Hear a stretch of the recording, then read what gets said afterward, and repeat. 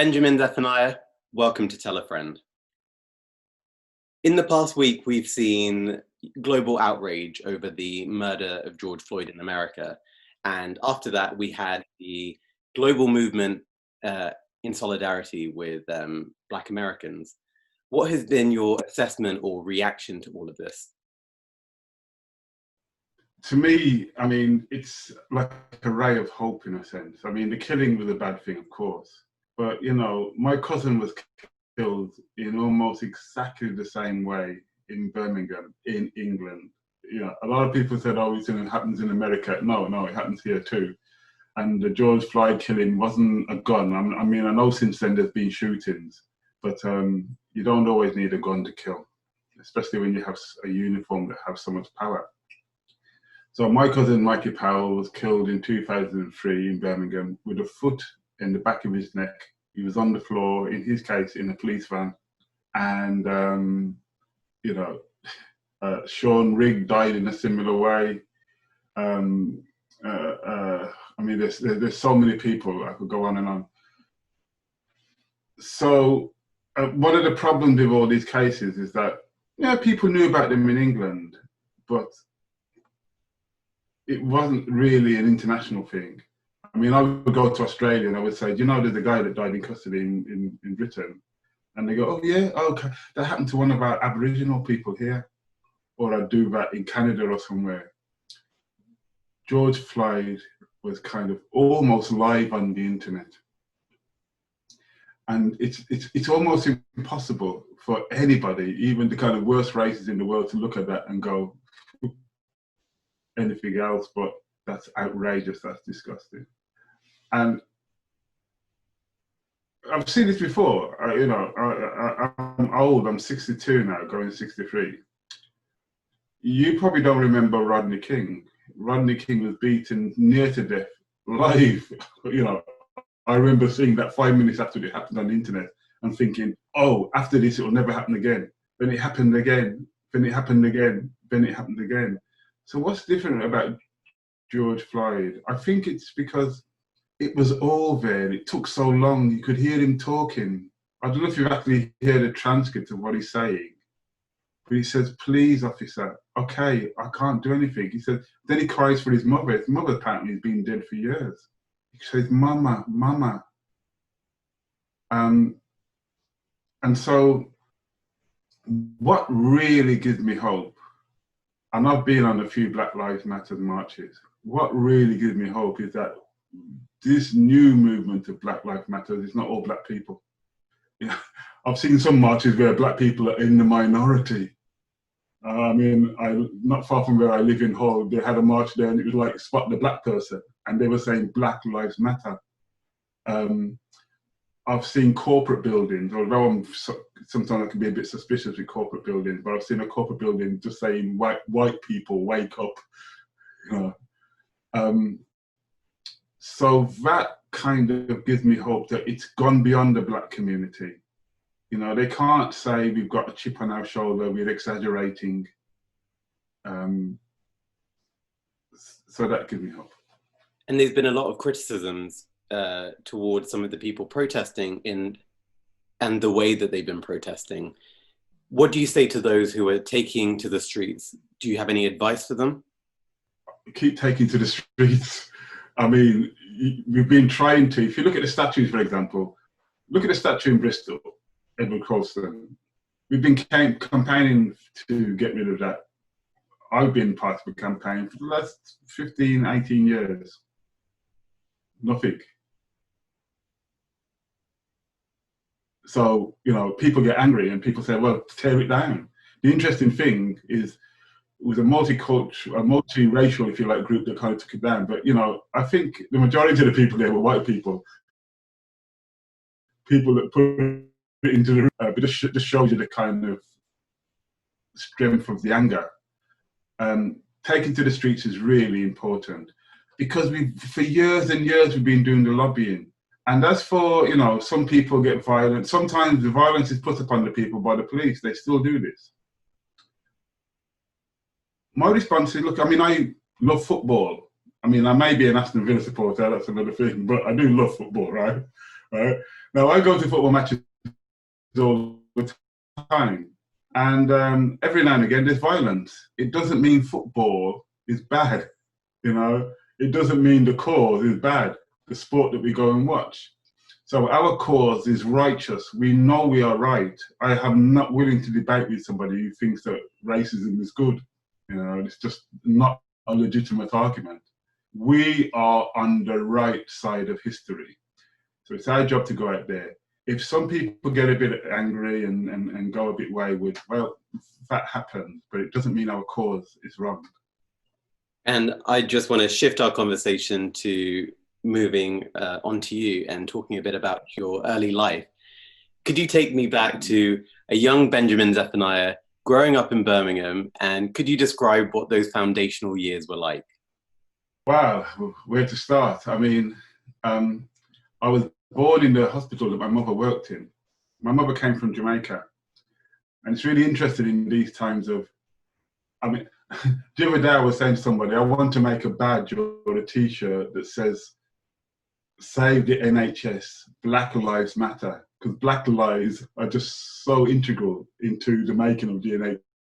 I mean, my mother was in Jamaica and her dream was to work in the NHS, not in the Jamaican health service, I mean, but in the NHS in Britain, because it was the model all over the world.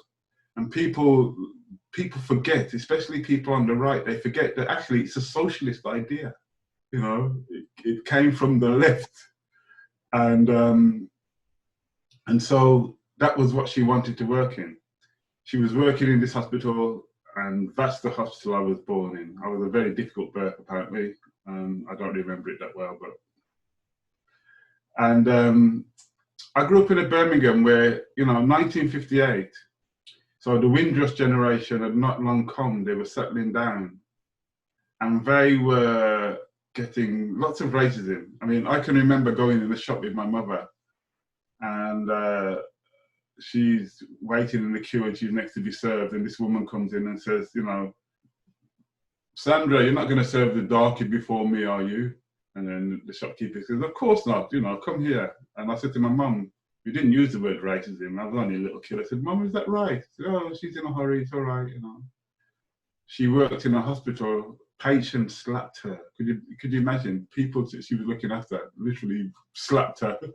I said, you know, don't let that black woman touch me. And she always tried to see the good side, you know, they're a bit confused, they're not well and all that kind of stuff. So I saw that, you know, from my mother and a lot of the other elders around me. The difference was with them that they kind of took it. You know, I asked my mother just recently, I said to her, a bit of a family dispute, she was kind of criticizing Muslims or something. And I said, Mum, I've never heard you criticize white people. And she said, I never would, we are a guest in their country. So she still thinks, she's 86 and she still thinks she's a guest in the country. And I said to her, well, I don't feel like a guest, you know, this is my country. But that's the reason they didn't rise up in the early days. I mean, there was always people kind of trying to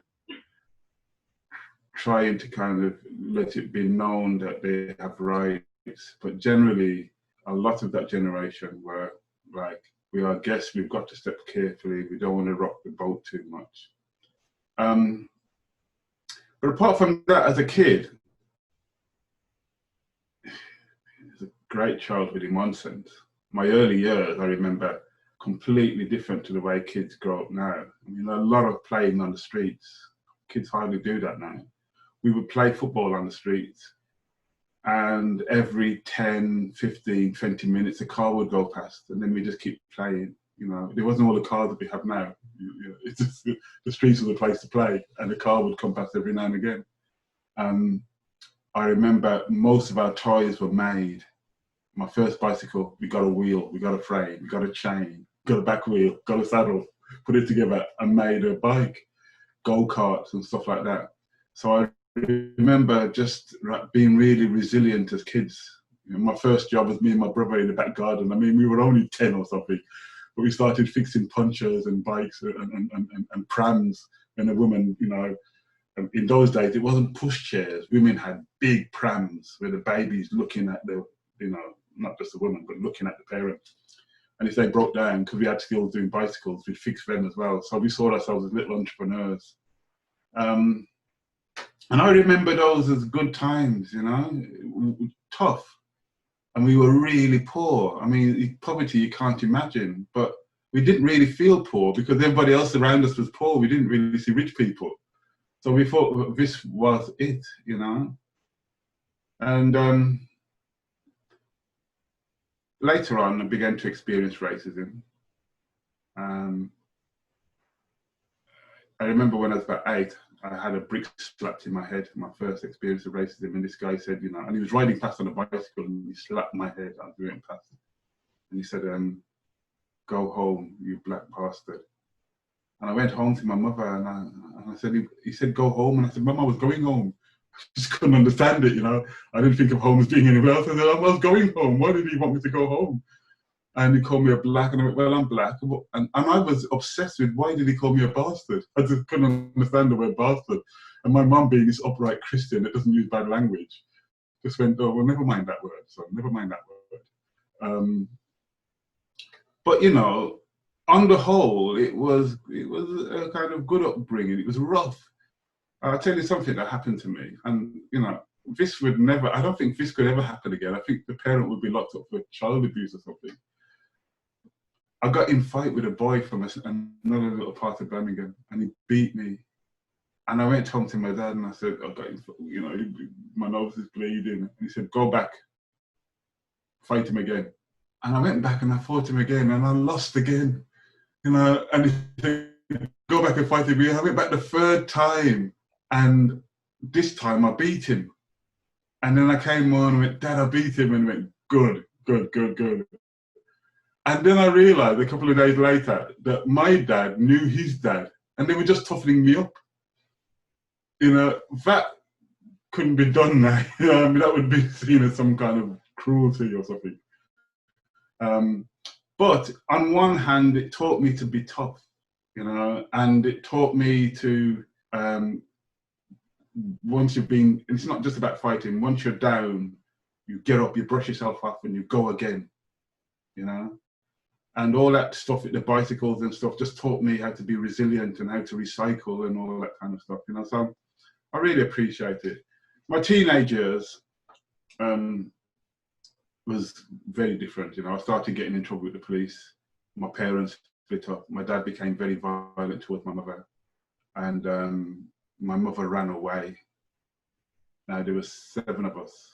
And the others stayed with my dad. And I ran away with my mum because we were very close. And that was kind of difficult because I started getting in trouble with the police. A young teenage boy on the streets then, there were always these groups of National Front people and just racists. Again, it can be quite hard for people to imagine nowadays, but you would go out on the street shopping and you would just see groups of thugs. In the daytime, they tended to leave you alone, or sometimes if they got you on your own, they would attack you, but in the nighttime, they were very dangerous. So we had to organize ourselves. We didn't think of it as political. If they had white gangs, we had black gangs, that was it. And to fight, to protect ourselves. And in those days, I mean, I can remember once there was a kind of protest against the National Front. And there was this line of police officers. And this police officer just took his finger, turned around to his vehicle, and with his finger wrote NF in the vehicle, which meant National Front. So the police officer was declaring that he also was a member of the National Front. I mean, could you believe that? Signed up member of the police force, also a signed up member of the National Front. You're not allowed to do that anymore. But that's what it was like then. I mean, we had so many enemies, but we stuck together.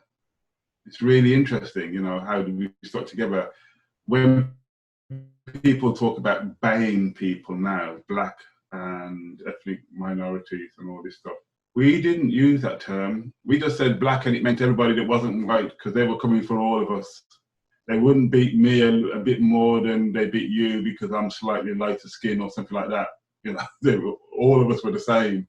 And we didn't do all this thing about Jamaican, Nigerian, Ghanaian, Trinidadian, Hindu, Sikh, Muslim.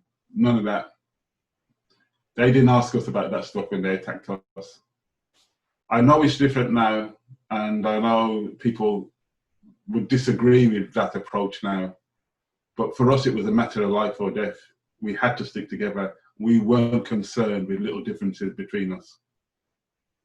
And going back to what you were saying about the division, not division, but the difference in outlook between your mother and yourself, who obviously you've been a fighter all your life. Is that something that you saw in the 70s as a generational divide between, you know, the parents who just wanted to do their jobs and leave it be, and then this radical group of young people in the 70s who were taking to the streets and fighting? Well, this may be a really weird thing to do, but look at the length of my locks. They go right down past my knees, almost to my toes, right? My mother was a Christian. She wanted to be a good Christian. She had a picture of Jesus on the wall that looked like Italian, right? We came along and we said, that's okay. You know, if you want to look at biblical history or Quranic history or whatever it is, we can see that, but we've got to make it applicable to us now. And we became Rastas. And we said, we are not going to cut our hair. And we said, we respect the history. Marcus Garvey, he was really important to us, was a Christian. I mean, almost the founder of the Rastafarian movement, but he himself was a Christian. But we wanted to say that we are here and we are not going to tolerate a lot of what you tolerated in the past. And also, my mother was ashamed of Africa. And we said, no, we all come from Africa. And we want to take pride in that. And so there was a divide in that sense. You know, my mother would have liked me to be in the house, reading the Bible, just being quiet, not making a noise, not protesting or anything like that. And we said no. First of all, we wanted to get out into the streets. When you went out into the streets in those days, you got arrested. You know, I didn't realize until much later when I started traveling, you know, I'd go to various parts of Africa and I'd go to various parts of the Caribbean. And even in South America and places like that, they have this tradition of just hanging out, just chilling on the street. In Trinidad, they call it liming, you know, everybody's got their different words for it. I remember getting stopped by the police when I was a teenager, and he said, where are you going? And I went, nowhere. Where are you coming from? And I went, well, nowhere. He said, what are you doing? I said, well, I'm just being here in a moment. You know? And he said, you can't do that. You've got to be leaving one piece of concrete and going to another. You've got to be doing something. You can't just hang out on the streets. And I went, well, this is what we do. And I think it's British European culture in those days. It was like you had to be somewhere or going somewhere. You couldn't just be out in the street. And that would get us in trouble. So we'd want to go to a youth club. We went into the youth club to play table tennis or play pinball machines. The white kids would say, get out, or they want to fight us. You know, so we would fight back, get in trouble with the police, you know. And my mother's there saying, you know, if you found Jesus and stayed home, this wouldn't be happening to you, you know. And you know, I remember when one day this kid said to me that all black people should be slaves, and I went to my mother and said, Mum, what does he mean? And she explained to me that once upon a time, black people were held in slavery. And she explained to me what slavery was. And then she said, but it doesn't matter, because one day we are going to die. And when we die, we'll be free in heaven. And I said, Mum, I really like the idea of being free. and liberated and all that. But I don't really want to die to get there. You know what I mean? I want it now. And that was a major difference between our generation. You know, they were waiting for redemption on another level, and we wanted it now. And during that time, we had a lot of, I say we, there were a lot of Black Power organizations in Britain. So you had the British Black Panthers, Black Freedom and Unity Party, all of these movements, predominantly in London, but also in Birmingham, in Liverpool, all these other places. Were you aware of this Black Power movement, and were you involved? No, in Birmingham, I was not. I mean, I was involved in the Rasta movement, and I remember we had a big big African Liberation Day celebration, which kind of gone down in Birmingham history. Massive gathering of Black people. But what I was doing was I was watching television, and I heard about the Black Panther movement in London. And then I remember seeing Darkest How on television. And some of the other people that were involved in the party and fighting against racism in London. And the punk movement started around that time as well. And so it was all about kind of Black and white uniting as I was getting older. And the Black Panther movement had kind of ended, but Darkest How, CLR James, all these people were still talking. Layla Howe, and I remember kind of saying when I got sick of Birmingham, I'm going to go to London. I want to meet these people. I want to connect with these people. And I was really lucky because I came to London, and before very long, I had connected with them. By then, they were called the Race Today Collective, publishing a magazine called Race Today.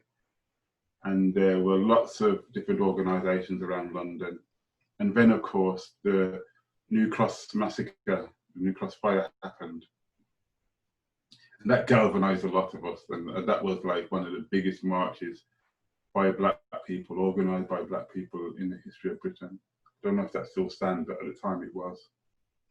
13 kids, 13 young people killed in a fire in New Cross. And at that time, there was also lots of writers. The National Front were big, but also the police had a thing called the sus law, the law of suspicion. And it just meant they could stop you if they thought that you may commit a crime in the next few hours or the next day or something. I mean, it's a crazy law. It was a law that originally was made to pick vagrants off the streets.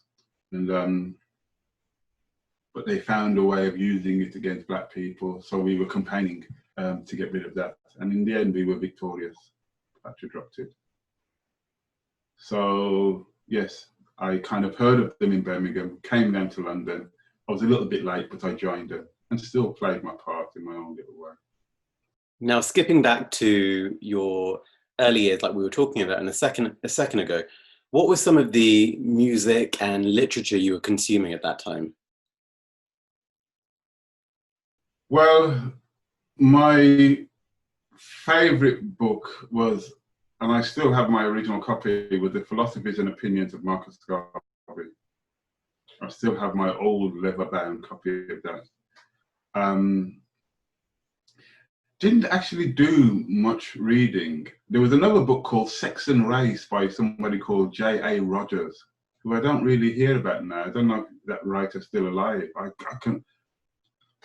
don't know what he is. I don't know even if he's a white guy or a Black guy or whatever, but he wrote about the origins of Black people and how Black people were kind of traveling all over the world a long time before white people were, etc. And it was a fascinating book. J.A. Rogers, Sex and Race. Lots of little pamphlets that came out every now and again. Names that I can't remember. But I guess they were like little collectives of people. Black Women's Collective, Birmingham, you know, and they'd be around for a short while and then they'd disappear, or the pamphlet would disappear. But my main thing was music. So the music I was listening to mainly was reggae. Reggae was big then, and it was the music of Black consciousness, kind of in Jamaica, obviously, and in Britain and lots of other places in Europe. Bob Marley's kind of obvious, but having said that, I mean, Bob Marley wasn't really that popular on what we call the blues scene in the early days. Bob Marley, I always loved Bob Marley, but some of my friends used to mock me for liking him. You know, they said he was a little bit soft and a little bit lightweight, and you know, all those sweet harmonies. Was reggae was hard and dubby. The artists I used to like were Big Youth, the guy called Big Youth, Burning Spear, Judy Mowat, who was one of Bob Marley's backing singers, Ken Booth, and Black Uhuru. These are kind of militant Rasta groups. And on the other hand, I also like punk. I was one of those Rasta that kind of, because we did a lot of gigs with punk bands in those days. So the bands like The Ruts, Sham 69. I remember, who was it? Was it Sham? Was it? Yeah, I think it was the, oh gosh, I think it was the Ruts that had a song called Babylon is Burning. And Babylon was a term that Rastas used, and to hear these white guys using it was like really odd.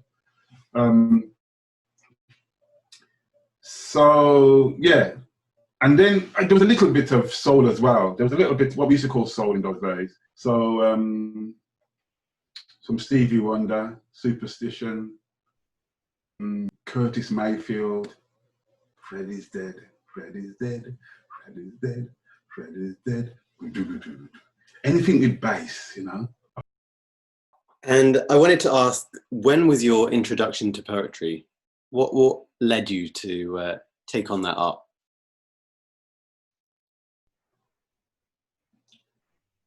Really hearing poetry, not reading it so much. A lot of Jamaican women and men, but mainly the women, were just full of poetry. And it's the way that they memorized lots of things that little girls had to do and stuff like that. And they had all these nursery rhymes. Sammy plant piece of corn down a gully, and it be till it kill poor Sammy. Sammy dead, Sammy dead, Sammy dead, oh. Sammy dead, Sammy dead, Sammy dead, oh. Musty thief, Sammy thief, make them kill it. Musty thief, Sammy thief, make them kill it. All that kind of stuff. I just grew up listening to all that kind of stuff. And I just used to love the rhythm and the rhyme. And so I just used to make my own versions of this. And we didn't even call it poetry. I called it playing with words. So that was my first introduction to poetry. And like I said, I started making my own versions of these nursery rhymes and things. And then I decided I wanted to be a writer, or I decided I wanted to be a poet. And I mean, this is going to sound like really politically correct now, but this is the reality. I remember when I was younger, see, I was toasting. It's kind of like rapping and the sound systems. And that was all right, you know, you'd freestyle. But then I'd think, no, I want to do poetry on the music. You know, I want to slow it down and do something more meaningful. And I was experimenting with that. But I was a young boy, right? So, you know, and I was into girls. And I remember I used to go to nightclubs, and I used to, you know, go to chat up a girl, and I go, you know, hey, baby, you want to dance with me? Me's a writer, you know. You know, I just sounded outrageous there. It would always make them interested. Oh, you're a writer. So what do you write about? Well, I write about life, you know what I mean? Me and you. I write about me and you, you know. And it just, because I always say to people, like, if you want to be a writer, just start acting like a writer, you know, be a writer. Don't wait. No one gives you the official stamp. You know what I mean? Just go and act like a writer. And to me, that was my kind of, me acting like a writer, if you like. When I came down to London in 1978, I met people and they said, look, if you want to be a writer, you've got to be published. And I tried to get published and I couldn't get published. And so I just carried on performing. and because of what we were just talking about, the sus law, the punks and the black community coming together, they had a lot of concerts they were called Rock Against Racism concerts. And I used to go on those stages. And sometimes my name wasn't on the bill, I would just go and write. There would be, I don't know, Bob Marley would be on with Oswald or something like that. And I'd just be, when they change over instruments, I'd go, can I just go on and do a poem? And they would just let me go on and do a poem. And then they go, hey, the poet, good, bring the poet back. And then I just started to make a name for myself. So my early performances weren't in little coffee rooms with people sitting down reading poems. They were on big stages. That's why, in a way, I'm most at home reading my poems on big music stages rather than like little quiet places where they drink tea and eat biscuits. So yeah, and I always, even when I was young, I had a vision of what I wanted to do in terms of poetry. I knew I wanted to have poetry with rhythm. The poetry had to be social commentary. The poetry really had to speak about my experience. And I knew that if it was speaking about my experience, it would also connect to the wider Black community. And talking about some of that social commentary, you were very engaged in the apartheid issue in South Africa, and you collaborated with the Wailers in tribute to Nelson Mandela. Could you talk to me about what it was about that cause that motivated you to speak publicly about what was going on over there? Well, it was just so wrong, we were here and we just took certain things for granted. Just having white friends and just mixing together and making music together. To hear about a country in what we then call modern times, where Black people couldn't be in a band with white people, Black and white kids couldn't go to school together, where white people actually, as government policy, said they were superior.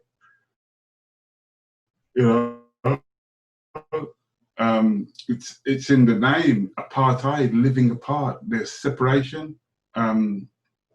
So it just hit me. And then I was really lucky because I got to know a lot of the people that were in exile here. So I was very good friends with somebody called Dali Tambo, who was the son of Oliver Tambo, Nelson Mandela's right-hand man. I mean, he was just a teenager when we met, but he was organising gigs to make awareness about South Africa. And he really wanted to connect with the Caribbean community. So, he came to me. Mandela, who was a writer and a poet, we became good friends. I think we met at one of these poetry events. Yeah, he went back to South Africa and became Minister of Culture. There are so many of them that were here. In fact, I remember when I went back to South Africa when Mandela was released, and there was an area where a lot of them used to live, because I just knew them from London. They all went to a place called Observatory, which was like really, it's like the Hampstead Heath of Johannesburg, where all the politicians and the rich people used to live. And they all had gone back and started living in those houses. And the South Africans, the kind of everyday South Africans, would call them the pipe smokers, because they lived in these nice houses and they picked up the habit of smoking pipes. But they were all in exile in London. I remember seeing a photograph of Nelson Mandela's first government and looking at it and thinking, wow, I know like a good half of these people. And it was just very important. And the anti-apartheid movement in Britain for a long while was very white.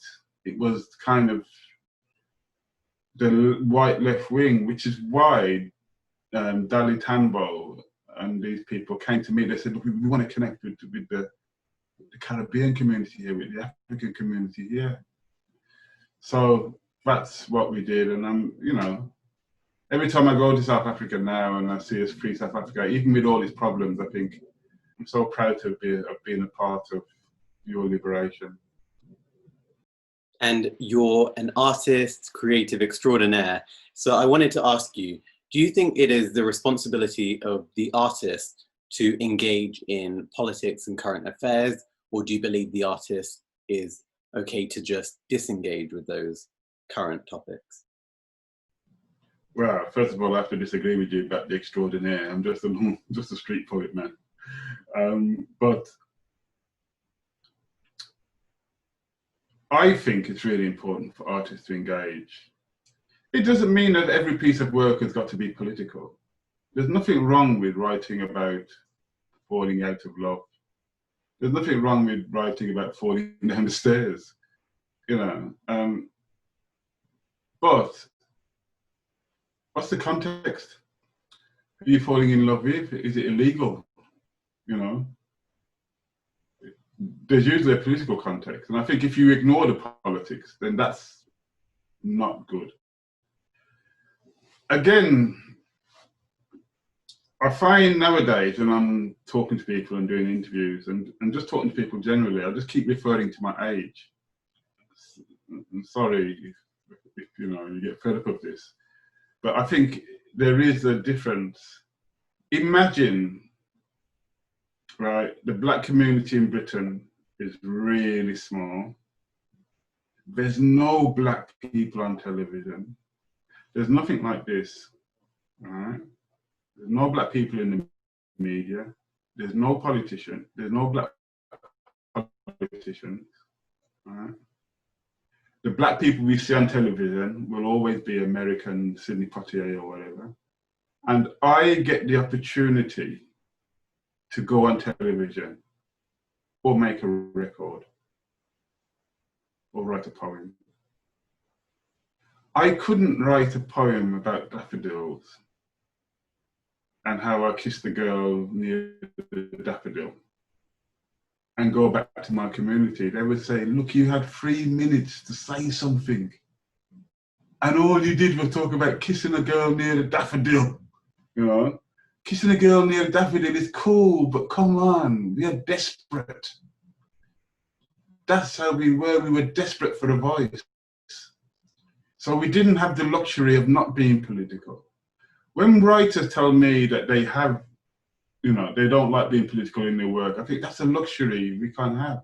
That's a privilege. I don't care if you're white or black or whatever. That's a privilege that I can't afford to have. Because back then, I knew the state of the black community in Britain. And even right now, I understand even more about what's going on with black people in Britain. And the interesting thing is, I don't know if you can feel this, you get a sense of this, and you probably don't because you're so young. But we were really militants. We really fought against apartheid and the National Front and all that stuff. And then there was a period where people of my generation were complaining. Oh, the kids nowadays, they're only interested in computers, they're only interested in their PlayStation, we're only interested in this. And we used to say, where's the black consciousness, where's the consciousness amongst the youth? And to be honest, I thought there was for a while, because I listened to all the music and it was all about get down, and all this kind of stuff. I didn't understand people saying get down because we wanted to stand up and fight. And then suddenly there's this new wave. You could call it under the banner of Black Lives Matter. And I think it was slightly before that, but people just saying we're not going to take any more. And I'm really pleased to see it, So I can't remember what the question was now, but I've probably gone completely off piece. But no, I hear what you're saying, and I wanted to ask you, with the recent discussions around toppling statues and reassessing national heroes, if we look at the creative field, so we've seen Kanye West and Bill Cosby, two people who have created controversy and a lot of people have stopped consuming their work. Do you believe you can remove the artist from their art? Well, I think,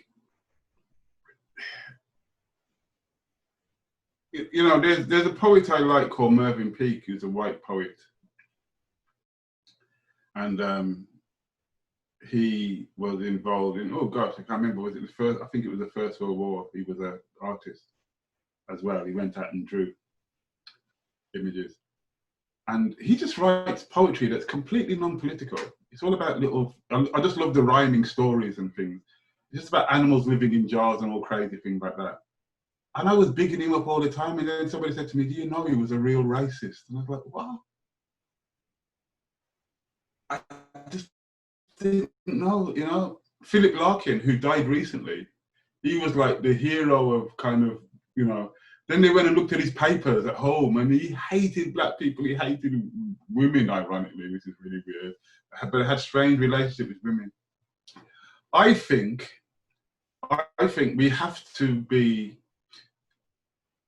reasonable and understanding.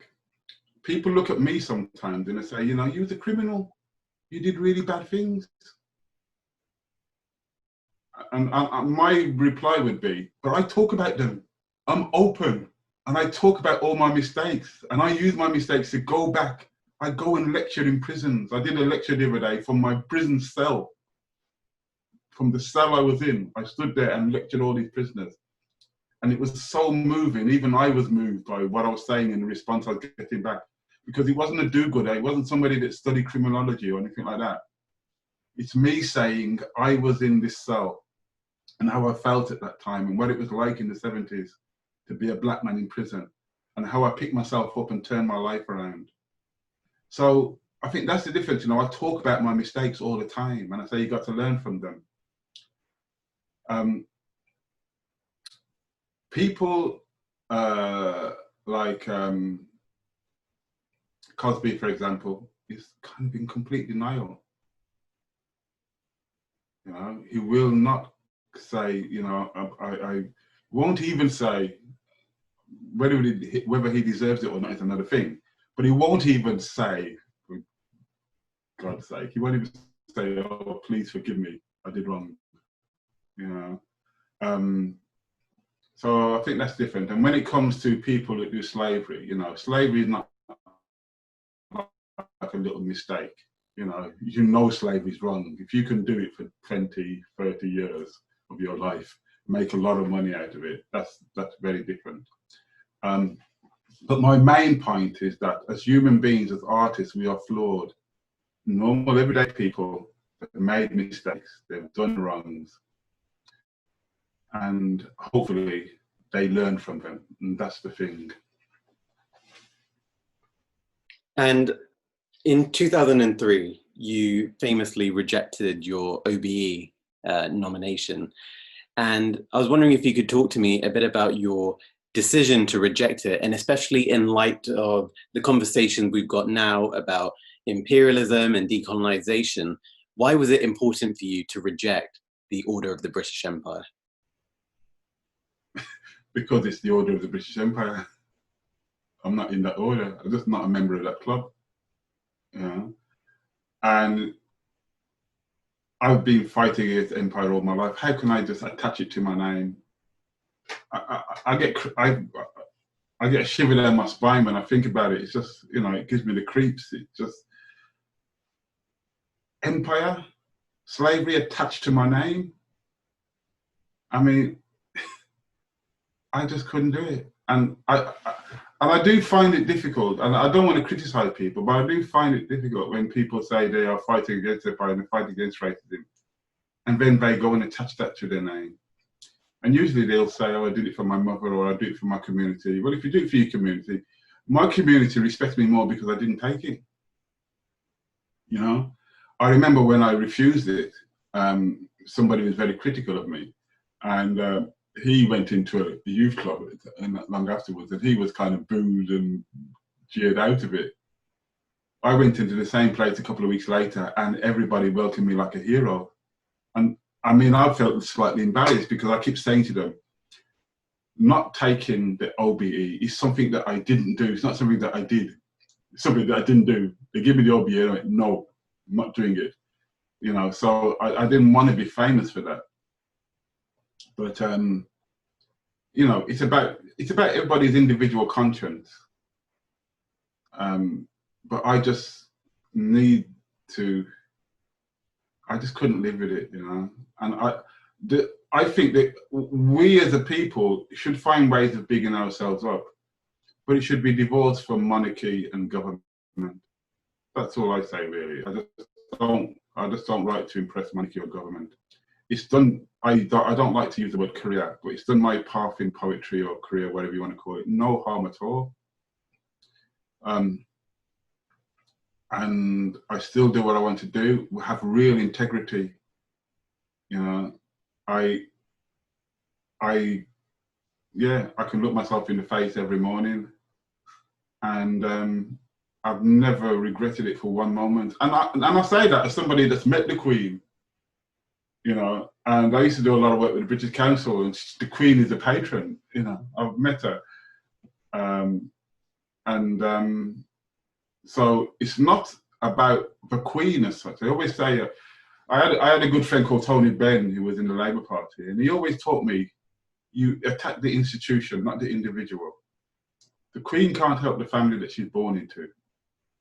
Just like white people can't help being born white, you know, but it's the institution of monarchy, or it's the institution of white supremacy. You know, both are the things we are fighting against. So that's really what I've got to say on that subject. Benjamin Zephaniah, o.b.e. That's what I call myself. Yeah. In December, you were one of the signatories of an open letter endorsing Jeremy Corbyn. And we've seen the Labour Party switch hands, and now Keir Starmer is, you know, running the show. Do you still have faith with the Labour Party? Well, I'm an anarchist, you know. I don't really believe in parties and government anyway. But I think within the system we have to work in,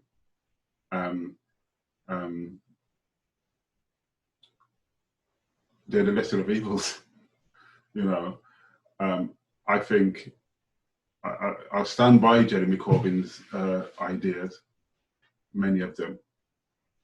It's interesting what he was saying about the health service and the lack of investment, and then look what happens. Not even a year later. Nobody was expecting a pandemic, and yet he talked about what would happen if one happened. I mean, like a prophet almost. So I do think that, you know, if we are going to live within the system that we have, we need a government that can look after the health service, that priorities are the poorer people and giving justice to economic justice and legal justice to people that are poor. And you know, as the three major parties go, I have to go to the Labour Party. Having said that, you know, a lot of my votes lately have gone to the Greens. You know, so you know, it's just the kind of area I live in. So, you know, please, you know, I don't want anybody that hears this, who sees this, to misunderstand what I'm saying. I am an anarchist. I don't believe in government. I believe that we don't need church and we don't need state. I believe they just show a lack of confidence in ourselves. We can control our own spiritual, religious thoughts. We can control our own lives, but we've lost the confidence. And until we gain that confidence back, I lean to the left. And finally, I wanted to conclude with a quick fire round of questions. So I'll ask you to complete the sentence. Number one, the biggest misconception about me is? That I'm a really serious dude. What I fear most is?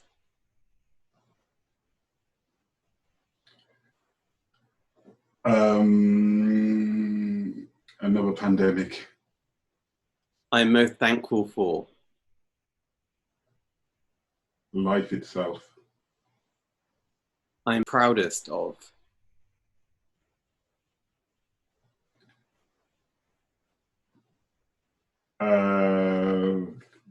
British multiculturalism. and lastly, poetry means Everything. That means everything, you know, trees, grass, sex, food. Poetry means everything. Benjamin Zephaniah. Thank you for joining me on Tell a Friend. Peace. I shall tell my friends.